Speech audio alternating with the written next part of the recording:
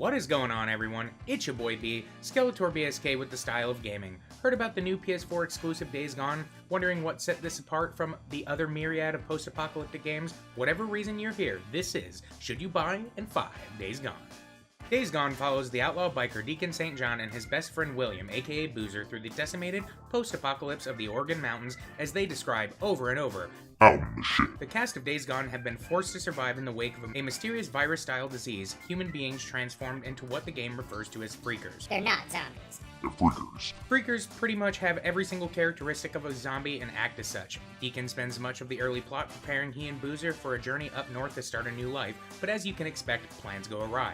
Along the way, a colorful cast unravels as Deacon makes contact with different encampments sprawled throughout the fairly large and extraordinarily detailed map. There's a large array of people you'll interact with as you progress through the narrative. The motivation that fuels Deacon's character choices and main plot points revolve around Deacon's dead wife Sarah, and that's basically it. There are many dynamic characters, and quite a few that are needle-thin that helped shape Deacon's past, the past being one of the primary drivers of the narrative plot and the vehicle in which we learn about Deacon's emotional capacity. Sprinkle in some incredible violence, savage post-apocalyptic behavior, government experiments and secrets, you have the fairly linear story of Days Gone. There are certainly elements that are truly compelling, supported by some good dialogue and emotional character acting. But this game ends with the prettiest of bow ties on it, wrapping up pretty much exactly how you'd expect it, the major revelations being obvious from miles away. Granted, the epilogue has some nice twist about it that make going 100% in the game well worth your time. Days Gone's story has sadly been done time and time again. The gameplay is really where you see the world unfold, and this game begins to stand alone. Encampments help flesh out the current backdrop of the world state, informing you about character mindsets that coexist alongside Deacon.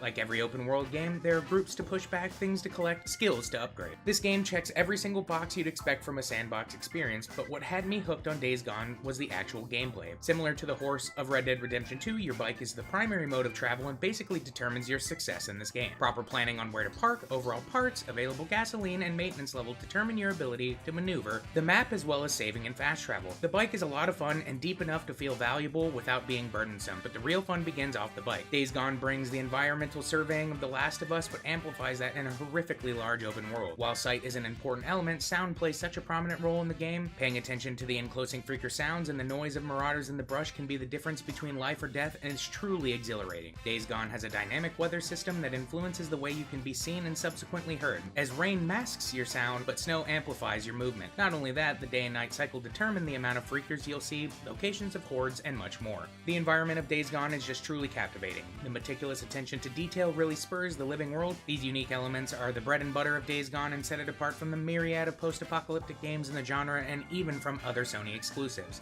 These elements made tackling repetitive missions, rinse and repeat objectives, very dynamic as your approach could always be forced by an element of the world. The level of detail is immaculate from the sound profile, animations, voice acting, and the musical score. The map in Days Gone is impressive, bringing the mountainous wilderness to life in incredible detail from bouldering cliffs to the breathing foliage to the blood-splattered cave systems. It's honestly mesmerizing just watching the environment go from day to night, rain to fog, eventually being caught in a blizzard. The atmospheric particles are immersive and volumetric lighting is impressive in a way many huge studios don't achieve. Even further, the unique lights from motorcycle bulbs to Deke's flashlight, the lighting of torches, just illuminate the layers of depth found in every environmental type. The visual presentation is harrowing yet gorgeous. Deacon and the other cast members have superb animations, and at times the actor portrayals are emotional and engaging, but sometimes fall flat and seemingly lack any relation to the character ideas that they were attempting to build. The music is sometimes down home and country, but the bleak background music is very satisfying and immensely intense when in the thick of combat. The sound really steals the show, as I said earlier. Every element, whether you're driving over wood planks or walking through different weather-tattered environments, this game just has it all.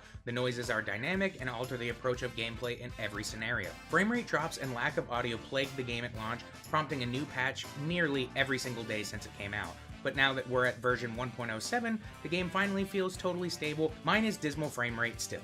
All in all, Days Gone is a very fun game. The environment is rife with things to find and do. However, you'll never escape the feeling that you've done this before, because you have.